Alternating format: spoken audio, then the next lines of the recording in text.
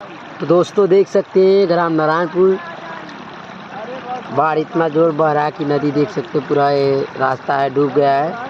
तो वो घर था, देखिए घर भी डूब गया है। और भी वीडियो भी हम गांव में दिखाते हैं आप सभी को, इधर देख सकते हैं।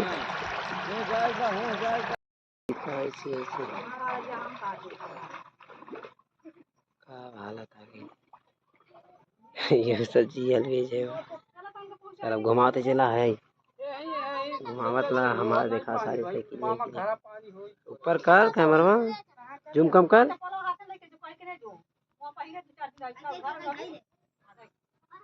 एक सारी यहीं से कही जाला।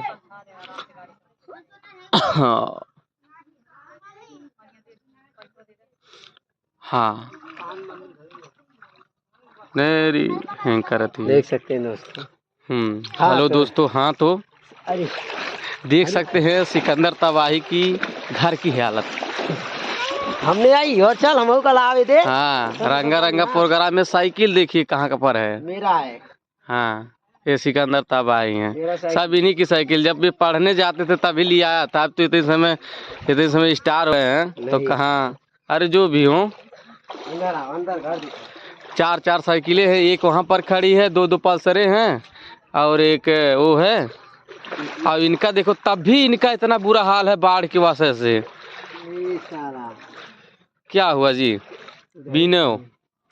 विनय फोन कर रहा है। अरे विनय गए थे बोल ये के देखो घर का हालत है, बताइए। हाँ